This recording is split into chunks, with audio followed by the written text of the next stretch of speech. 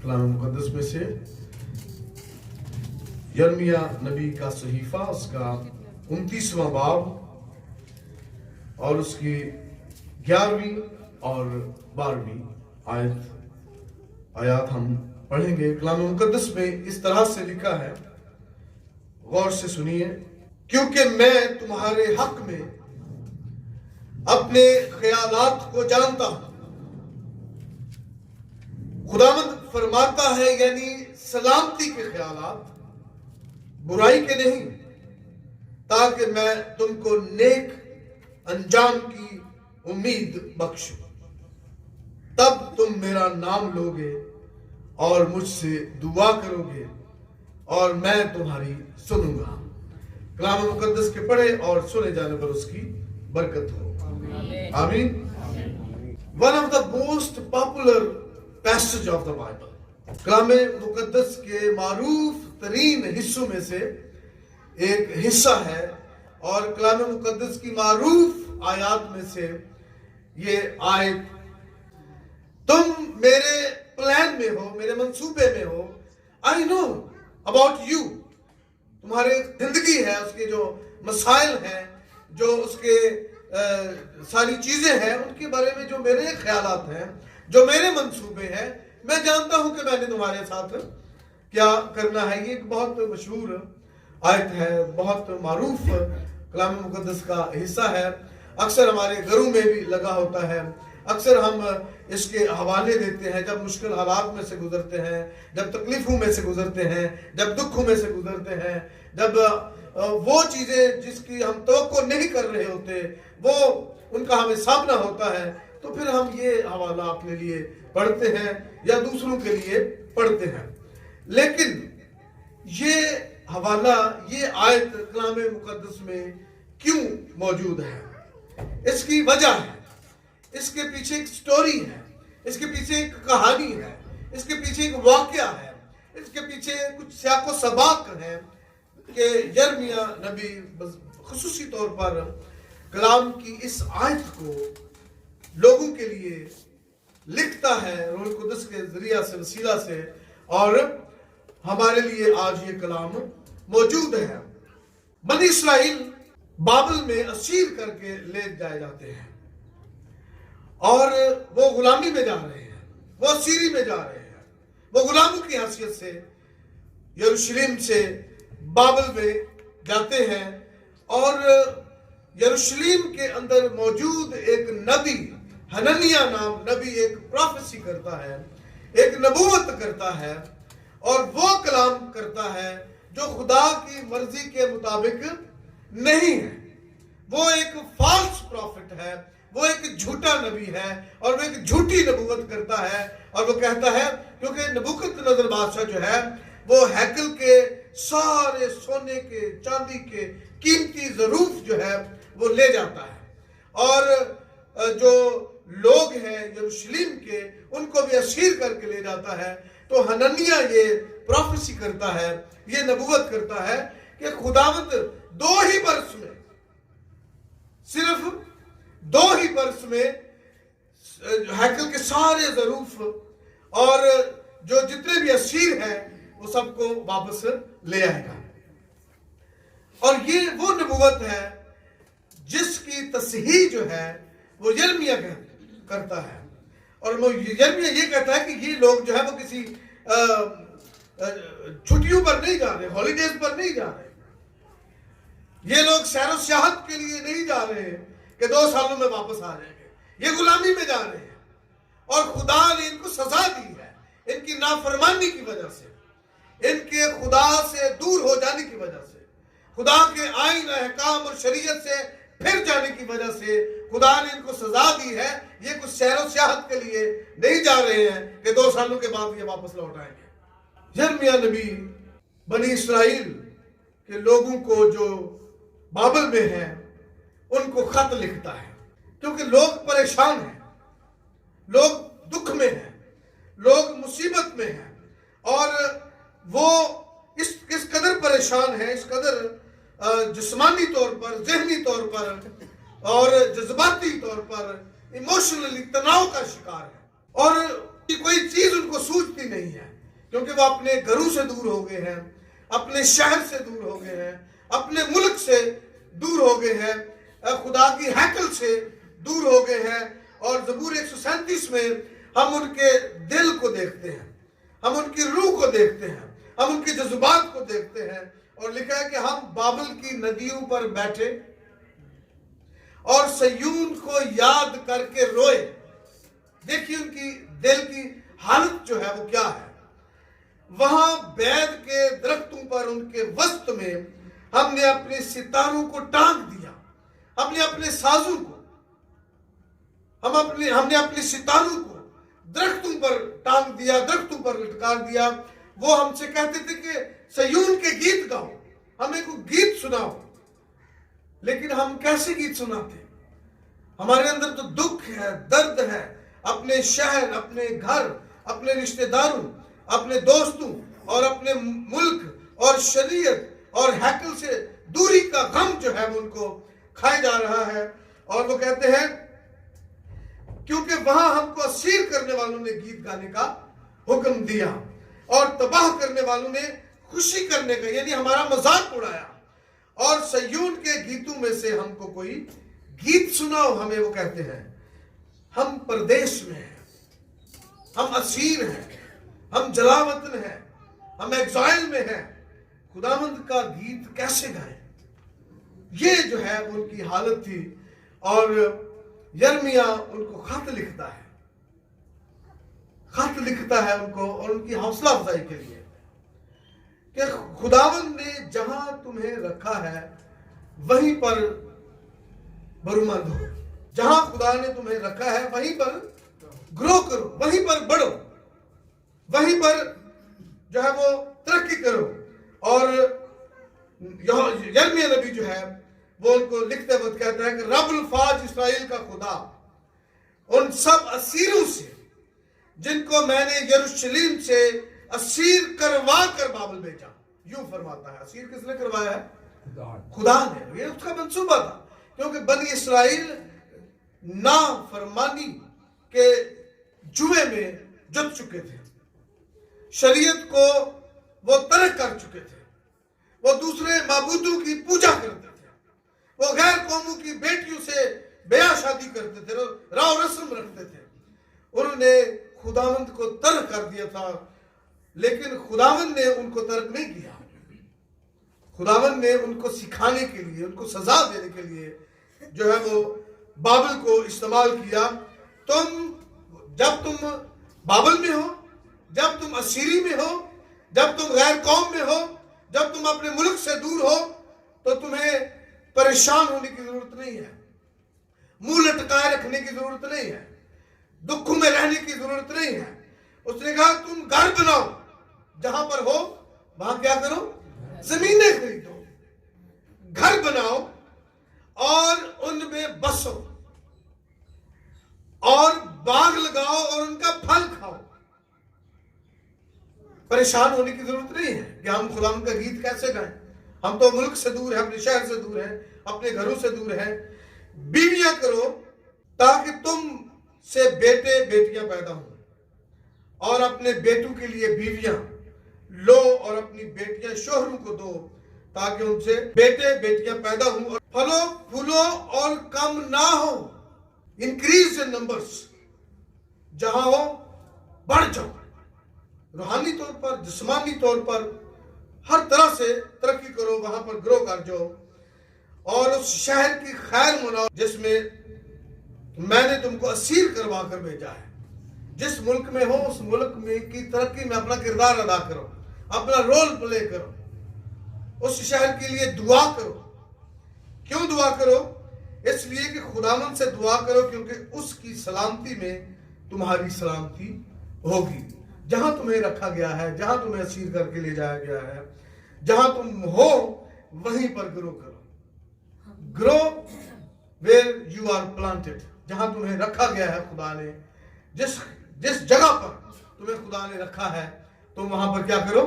ترقی کرو، بڑھ جاؤ۔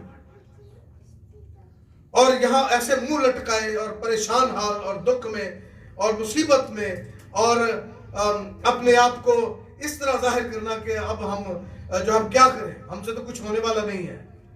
نو، اب بھی خداوند آپ کے ساتھ ہے، اب بھی آپ خداوند کے منصوبے میں شامل ہیں، اب بھی خداوند آپ کے لیے اچھے خیالات رکھتا ہے، اچھے منصوبے رکھتا ہے، سلامتی کے خیالات رکھتا ہے، سلامتی کے منصوبے رکھتا ہے. جہاں ہو وہیں پر بڑھ جاؤ. یرمیہ نے کہا کہ تم 70 برس تک وہاں رہو گے، یعنی جب تک 70 برس گزر نہ جائیں، جب تک 70 برس بیت نہ جائیں. حنانیہ نے کیا کہا تھا؟ 2 برس میں خداوند تمہیں واپس لے آئے گا، سارے ہیکل کے ظروف بھی واپس لے آئے گا. یرمیہ نے کہا نہیں، ایسا نہیں ہوگا، 70 برس تک تم وہاں پر رہو گے اور پھر خداوند تمہیں یاد کرے گا. لیکن تم نے وہاں پر گرو کرنا ہے، تم نے وہاں پر ترقی کرنی ہے، تم نے وہاں پر ایک نارمل زندگی بسر کرنی ہے جس طرح تم یروشلم میں کرتے رہے ہو. اس ملک کی خیر مناؤ، اس ملک کے لیے دعا کرو، اس ملک کی ترقی خوشحالی میں اپنا کردار ادا کرو، کیونکہ وہ ملک سلامت ہے تو تم سلامت ہو جب تک تم اس ملک میں ہو. جس طرح ہم پاکستان میں ہیں تو ہمیں پاکستان کی خیر منانی ہے، ہمیں پاکستان کے لیے دعا کرنی ہے، ہمیں پاکستان کی ترقی اور اس کی خوشحالی میں اپنا کردار ادا کرنا ہے. ہم نے خداوند کے کلام میں ایک اور ایسا کردار جو ہے وہ دیکھا ہے. یوسف جہاں کہیں بھی رہا وہ خداوند کے ہاتھ کے نیچے رہا. لکھا کہ خداوند اس کے ساتھ تھا جہاں بھی رہا. جب وہ اپنے باپ کے گھر میں تھا تو وہ اپنے بھائیوں کے ساتھ بھیڑ بکریاں چراتا تھا اور وہ باپ اور بھائیوں کے درمیان میں رابطے کا کام کرتا تھا، کمیونیکیشن کا کام کرتا تھا. وہ رابطہ کار تھا، وہ ایمبیسڈر تھا اور وہ درست معلومات جو ہیں اپنے بھائیوں سے متعلق، بھیڑ بکریوں سے متعلق، راستوں سے متعلق، چراگاہوں سے متعلق، پانیوں سے متعلق، اپنے سفر سے متعلق درست معلومات لا کر اپنے باپ کو دیتا تھا. So when he was in his father's house, he was the best son. وہ ایک بہترین بیٹا تھا. وہ تابعداری اور فرمانبرداری میں رہتا تھا. جو اس کا باپ اس کو کہتا تھا وہ کرتا تھا، جو اس کا باپ اس کو کرنے کے لیے بھیجتا تھا جہاں وہ جاتا تھا، جس قسم کے وہ اس کو ذمہ داریاں دیتا تھا وہ اس کو سارا انجام دیتا تھا. تو وہ ایک بہترین بیٹا اس نے اپنے آپ کو ثابت کیا جب وہ اپنے باپ کے گھر میں تھا. اور اسی وجہ سے کیونکہ وہ اپنے باپ کا پیارا تھا تو اس کی وجہ سے اس کے دوسرے بھائی اس سے جیلس کرتے تھے، دوسرے بھائی اس سے کینہ رکھتے تھے، بغض رکھتے تھے، جس کی وجہ سے انہوں نے اس کو مصر میں غلام کی حیثیت سے بیچ دیا. اور جب وہ غلام کی حیثیت سے مصر میں بیچ دیا گیا اور وہاں کے ایک مصری حاکم نے جو جلوداروں کا سردار تھا اس نے اسماعیلیوں کے ہاتھوں یوسف کو خرید لیا اور اس کو اپنے گھر میں رکھا غلام کی حیثیت سے. اس کو چھوٹے چھوٹے کام جو ہے وہ دیتا تھا، اس کو چھوٹی چھوٹی ذمہ داریاں وہ دیتا تھا اور وہ اپنی ان ذمہ داریوں کو احسن طریقے سے نبھاتا تھا، سر انجام دیتا تھا. کلام مقدس میں کلشیوں کے خط میں لکھا ہے کہ جو کام کرو جی سے کرو یہ جان کر کے خداوند کے لیے کرتے ہو، نہ کہ آدمی کے لیے، اور اس کا صلہ ہے. اس کے جواب میں خدا جو ہے وہ برکات دیتا ہے اور آگے اس کا صلہ جو ہے وہ دیا گیا ہے. اس نے کہا ہے کہ تم جانتے ہو کہ خداوند کی طرف سے اس کے بدلہ میں تم کو میراث ملے گی. کیا ملے گی؟ میراث ملے گی. اور میراث میں بہت کچھ ہوتا ہے، میراث میں بہت کچھ ہوتا ہے. یعنی اگر آپ کسی گھر میں جاب کرتے ہیں، کسی آفس میں کرتے ہیں، کسی تنظیم میں کرتے ہیں، کسی فیکٹری میں کرتے ہیں، کسی چرچ میں کرتے ہیں، کسی کارخانے میں کرتے ہیں، کسی بھی آفس میں کرتے ہیں، تو یہ جان کر کے وہاں پہ خدمت کرو، کام کرو کہ تم خداوند کے لیے کرتے ہو اور اس کا صلہ خداوند کی طرف سے، آدمیوں سے، آفس سے، तंजीम से, चर्च से एक्सपेक्ट ना करे, खुदा से एक्सपेक्ट करे, उसकी तवक्को खुदा से रखे। खुदा आपको सरफराज करेगा, खुदा आपको बरूमंद करेगा। तो जो काम भी करो जी से करो, ये जान करके किसके लिए करते हो? खुदावंद के लिए करते हो। और ये प्रिंसिपल, ये असूल यूसुफ ने अपनी जिंदगी में अपना लिया था। यही असूल यिर्मयाह नबी जो है वो पूरी बनी इसराइल को जो असीरी में थे उनको कहता है कि इस असूल को अपना लो कि जो काम करो जहां भी हो तुम वहां पे ग्रो करो और खिदमत करो, काम करो, जी से करो। कि किसके लिए करते हो? खुदावंद के लिए करते हो। और खुदावंद अपने वक्त पर तुम्हें सरफराज करेगा और बहाल करेगा, और जो तुम्हारी दुआएं इल्तिजाएं हैं वो तुम्हारी क्या करेगा? पूरी करेगा। तो यूसुफ जब पोतीफर के घर में था तो वो इकबालमंद हुआ। खुदावंद यूसुफ के साथ था और वो इकबालमंद हुआ और अपने मिस्री आका के घर में रहता था। और उसके आका ने देखा कि खुदावंद उसके साथ है, जिस काम को वो भी हाथ लगाता है, जो काम भी उसे सौंपा जाता है, जो जिम्मेदारी उसको दी जाती है, छोटी से बड़ी, वो उसको ऐसे तरीके से करता है, वो उसको दिल से करता है, वो उसको पूरी जिम्मेदारी से करता है, पूरी तनदेही से करता है, पूरी जांफशानी से करता है। और उसके नतीजे में पोतीफर के घर में बरकत आ गई। काम जहां भी आप करते हो, जहां जिस घर में, जिस जगह पर, जिस ऑफिस में करते हो, आपकी वजह से वहां पर फर्क आना चाहिए, आपकी वजह से उस जगह पर सरफराजी आनी चाहिए, आपकी वजह से उसमें बरकत आनी चाहिए जहां पर भी आप काम करते हो। ना कि आप तो रखें कि जी मैं काम करता हूं तो मेरे लिए क्या किया जाता है, मुझे क्यों नहीं जो है वो ज्यादा दिया जाता, मैं इतनी मेहनत करता हूं, मैं इतना काम करता हूं तो मेरे लिए क्या किया जाता है। बजाय इसकी आपकी वजह से उस चर्च में, उस कलीसिया में, उस ऑफिस में क्या फर्क पड़ता है। ये करें तो खुदा आपको इकबालमंद और सरफराज करेगा। वो जिस काम को वो हाथ लगाता है खुदावंद उसमें उसे इकबालमंद करता है।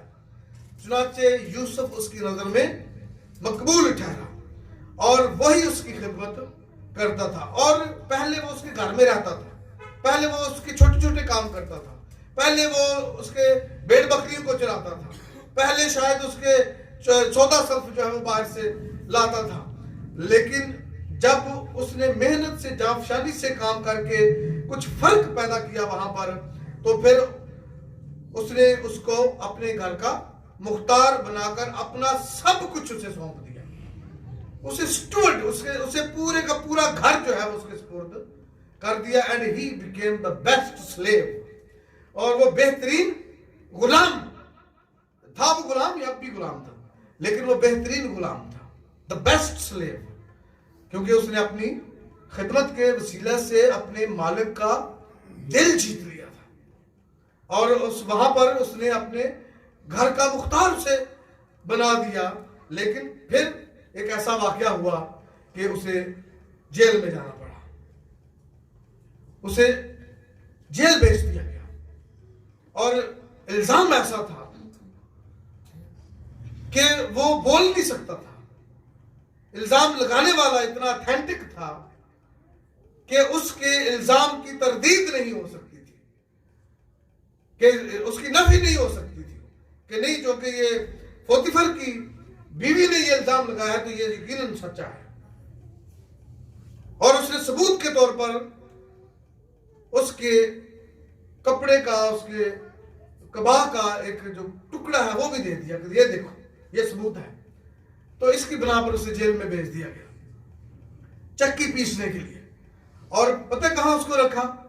जहां बादशाह के मुजरिम रहते थे, जहां बादशाह के कैदी रहते थे। और वो कैदी जिनको बाहर निकलना अब बड़ा मुश्किल था, महाल था, उनकी सजा मौत थी। उस सेल में इसको रखा गया, क्योंकि ये सजाए मौत के अलावा कोई और सजा इसको दी नहीं जा सकती थी, जितना बड़ा गुनाह था, जितना बड़ा इल्जाम था इसके ऊपर। लेकिन खुदा ने उसको वहां पर भी सरफराज किया और खुदा ने वहां पर भी उसको बरूमंद किया। क्यों? क्योंकि जब जेल का दरोगा उसको जो भी जिम्मेदारी देता था, जो भी काम उसके सुपुर्द करता था, वो उसको दयानतदारी से, पूरी जांफशानी से करता था, और वो दरोगा की नजर में भी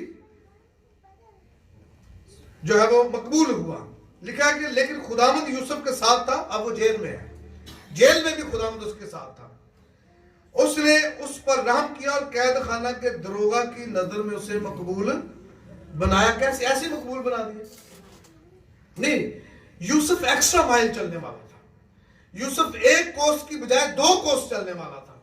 अगर उसको कहा गया है कि तूने आज 10 किलो जो है वो पीसनी है, तो वो 20 किलो पीस देता था। उसे जब कहा जाता था कि आज तूने ये दीवार जो है वो बनानी है, या ये दीवार जो है वो ढानी है, या इतने पत्थर जो है वो तोड़ने हैं, तो वो उससे डबल कर देता था, क्योंकि वो एक कोस वाला नहीं था, वो 2 कोस चलने वाला था, वो एक्स्ट्रा माइल चलने वाला शख्स था। इसलिए वो दरोगा की नजर में भी मकबूल था। जो खिदमत का काम, जो जिम्मेदारी उसको सौंपी जाती थी, वो उसको ऐसा तरीके से सर अंजाम देता था। इसके बाद खुदा ने उसको वहां पर सरफराज किया, and he became the best prisoner. वो एक बेहतरीन कैदी जो है वो बनकर सामने आया था। वो कैदी, बेशक दरोगा ने उसको दूसरे कैदियों का इंचार्ज बना दिया, अपने सारे कामों का इंचार्ज बना दिया, लेकिन फिर भी वो कैदी ही था। But he was the best prisoner. वो एक बेहतरीन कैदी था, क्योंकि कैद के अंदर भी जो काम उसको दिया जाता था, वो जिम्मेदारी से उनको सार अंजाम देता था। और कलाम में लिखा है कि कैद खाना का दारोगा सब कामों की तरफ से जो उसके हाथ में थे बेफिक्र था, इसलिए कि खुदावंद उसके साथ था। जो कुछ वो करता, खुदावंद उसमें उस इकबालमंदी बख्शता था। किसको? यूसुफ को। और वहीं पर उसने बादशाह के ख्वाब की ताबीर के लिए उसको बुलाया गया, क्योंकि उसने बादशाह के 2 कैदियों की ताबीर की, ख्वाबों की ताबीर की, और वो दुरुस्त निकली। और जो कप बेरर था, जो साकी था, उसका जो ख्वाब था दुरुस्त फरमाया, उसका ताबीर की, और वो उसको फिरौन के दरबार में उसको वापस ले गया। और वहां पर 2 साल के बाद उसको याद आया, जब बादशाह को ख्वाब आया, और बादशाह के ख्वाब की ताबीर जब उसने की, बादशाह की ताबीर करते वक्त उसने एक स्ट्रेटजी, एक हिकमत अमली भी बादशाह को बताई। जब उसने 2 किस्म की गायें जो है वो देखी, एक जो है वो बहुत सेहतमंद थी और एक बहुत ही दुबली पतली थी, और उसका उसने ताबीर की, तो उसने साथ उसकी क्या की? ताबीर के साथ साथ बादशाह को हिकमत अमली भी बताई, स्ट्रेटजी भी बताई कि इस मुसीबत से, इस सारे हालात में से तुमने कैसे गुजरना है। और उसने कहा 41वें बाब उसकी 33वें आयत में, ताबीर करने के बाद यूसुफ ने कहा, इसलिए फिरौन को चाहिए कि एक दानिशवर और अक्लमंद आदमी को तलाश कर ले और उसे मुल्क मिस्र पर मुख्तार बनाइए। उसको एक दानिशमंदाना मशवरा दिया, उसको एक स्ट्रेटजी जो है वो दी। क्या करेगा वो मुख्तार होकर?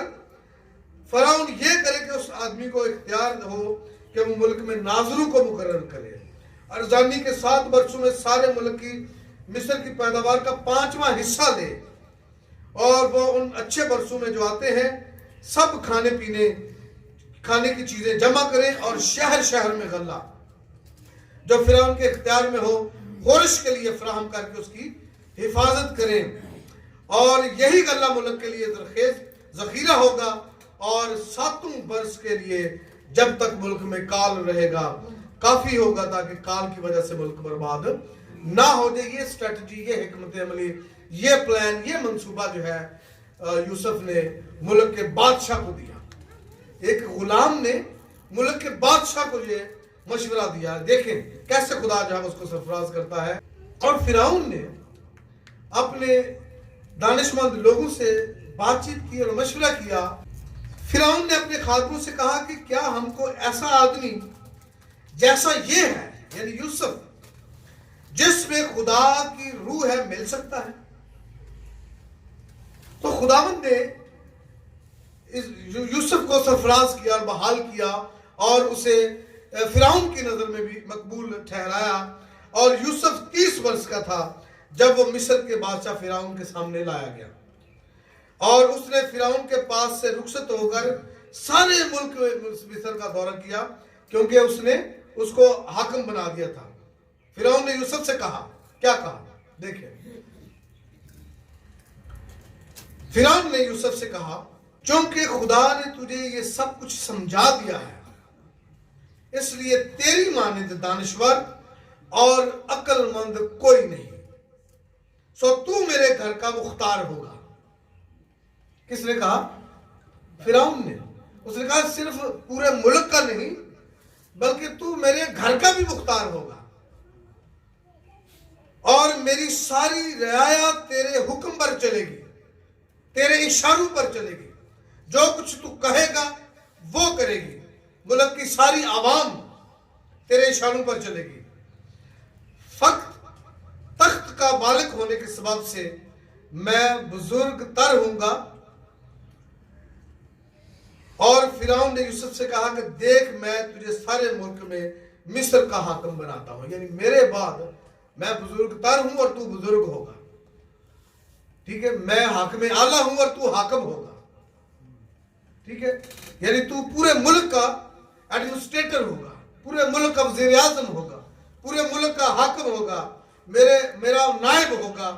اور he became the best administrator، وہ ایک بہترین منتظم کی حیثیت سے مصر کے حاکم کے طور پر ابھرا، اور خدا نے اس کو برکت دی، اور جہاں کہیں جو ذمہ داری اس کو سونپی گئی اس نے بہترین طریقے سے احسن انداز سے اس کو سر انجام دیا، اور خدا نے اس کو سرفراز کیا۔ نئے سال کا پیغام آپ کے لیے یہی ہے، آپ گھر میں ہیں، آپ ہاؤس وائف ہیں، تو گھر میں بہترین بیوی کے طور پر کام کریں، آپ بیٹے ہیں بہترین بیٹا، بیٹی ہیں بہترین بیوی، شوہر ہیں بہترین شوہر، آپ آفس میں ہیں اپنا بیسٹ دیں، آپ کسی کارخانے میں ہیں اپنا بیسٹ دیں، بی دا بیسٹ، آپ کسی کلیسیا کے پاسٹر ہیں، آپ کسی تنظیم کے سربراہ ہیں، بی دا بیسٹ، اپنا بہترین دیں۔ اس وقت یہ نہ دیکھیں کہ آپ کو کیا ملے گا، جس جگہ پر آپ کام کرتے ہیں وہاں پر کیا تبدیلی آتی ہے، وہاں پر کیا سرفرازی آتی ہے، وہاں پر کیا خوشحالی آتی ہے۔ یہی پیغام خدا نے یرمیہ کو دیا، اور اسے کہا، یرمیہ کو کیا کہا؟ یرمیہ کو یروشلم کے لوگ جو اسیر کر کے لے جائے گئے تھے ان سے کہا، ان کو خدا کا پیغام سنایا، کیونکہ میں تمہارے حق میں اپنے خیالات کو جانتا ہوں۔ خداوند فرماتا ہے یعنی سلامتی کے خیالات، پراسپیرٹی کے خیالات، the plans of prosperity کیا ہے کہ تم گھر بناؤ اور ان میں بسو اور باغ لگاؤ اور ان کا پھل کھاؤ، اس شہر کی خیر مناؤ جس میں نے تم کو اسیر کروا کر بھیجا ہے، اور اس کے لیے خداوند سے دعا کرو، کیونکہ اس ملک کی سلامتی میں تمہاری سلامتی ہے۔ پاکستان کی سلامتی میں ہماری سلامتی ہے، کیونکہ ہم پاکستان میں رہتے ہیں، اس ملک کی خیر میں، اور اس ملک میں خدا نے آپ کو رکھا ہے، یہاں پر پھلو بڑھو، کھیت خریدو، باغ لگاؤ، اس کے پھل کھاؤ، گھر بناؤ، گھروں میں بسو۔ یہی خداوند کا پیغام ہے اس نئے سال کے لیے آپ کے لیے۔ خداوند آپ سب کو اس کلام کے وسیلے سے برکت دے۔ God bless you.